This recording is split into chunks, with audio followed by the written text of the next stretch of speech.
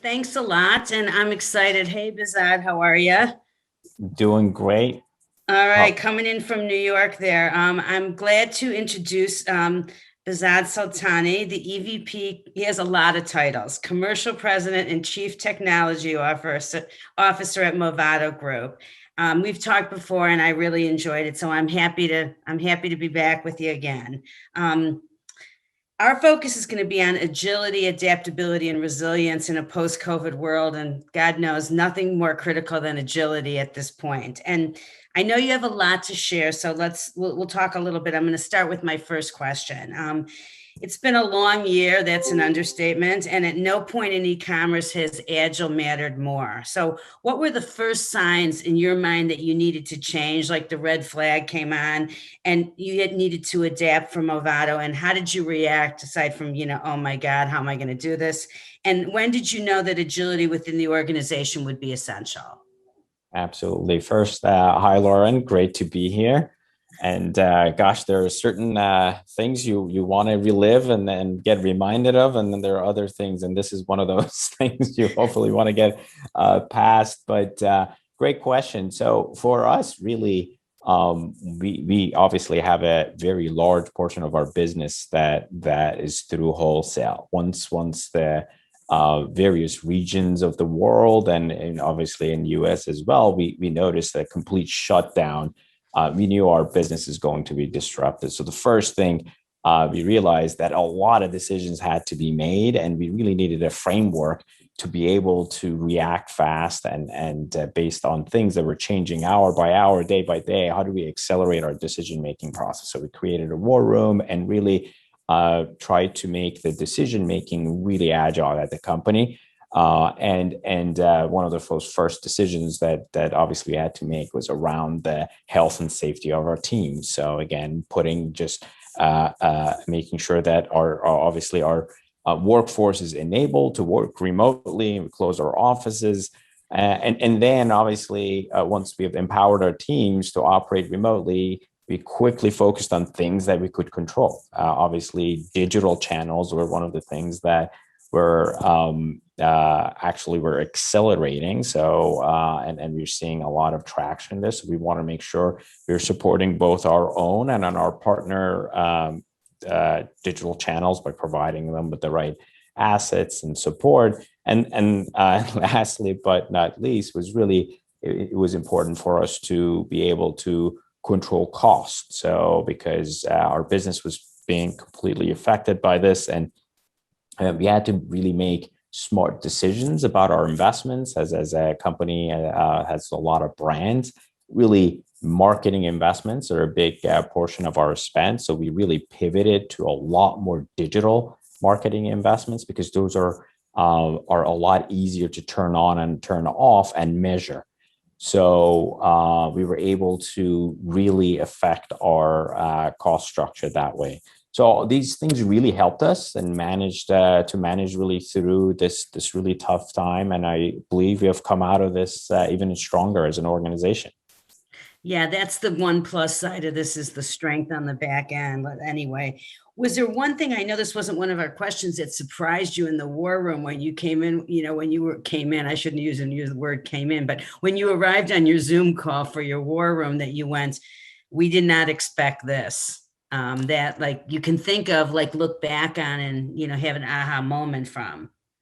Really the severity of it, I think, would have been the biggest one because I think we actually have operations in across the globe, and we had seen parts of the world that were somewhat ahead in the cycle, but we didn't feel that level of severity will be impacting the rest of the world. But clearly, that's where we were wrong, and then I would say I was just blown away how quickly the organization adapted to completely operate remotely and be able to make decisions around things that historically would have taken us definitely longer to make those decisions and act.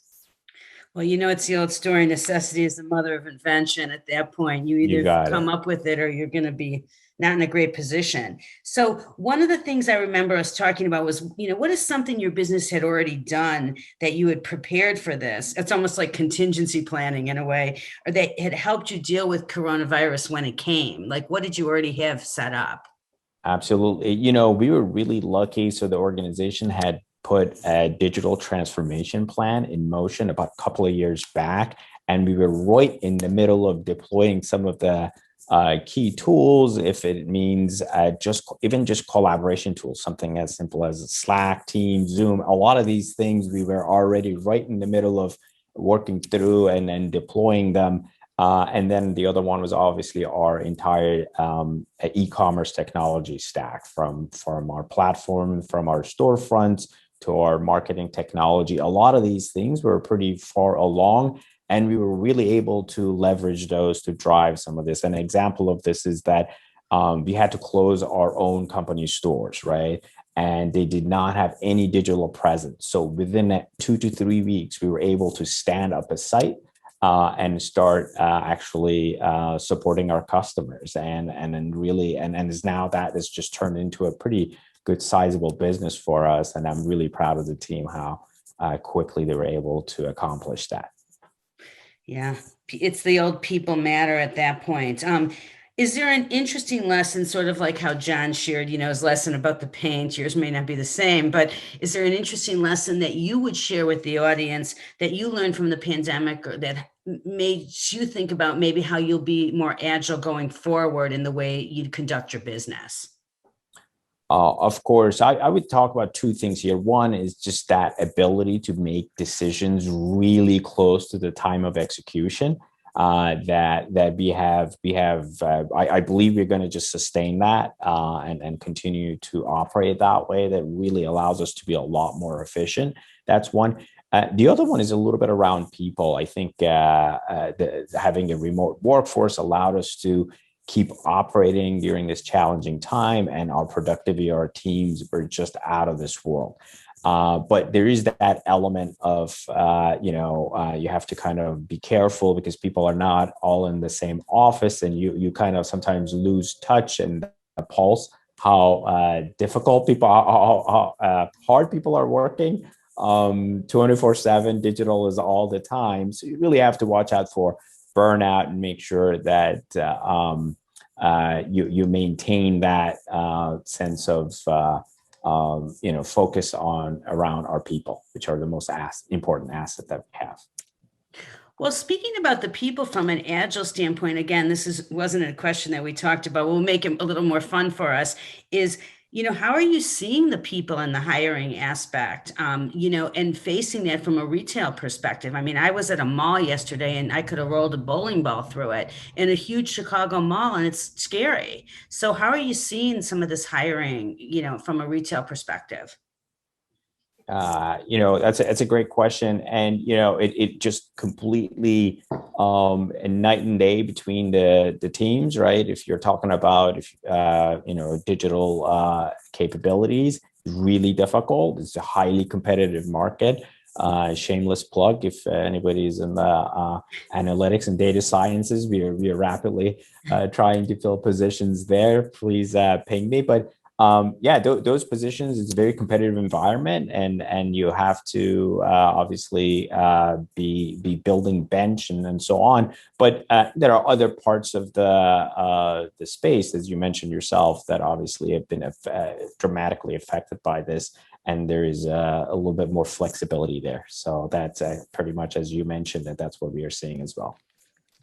All right. Well, I guess my time is up, and I would say the good news is that people still matter. I always feel good about that in the end. And I think, what we've heard from you, and one and last comment about, is the agility and how much it matters. And I think that's really a lesson for what people can be thinking about. So I thank you so much for your time, and I look forward to staying in touch, and have a great non-pandemic summer.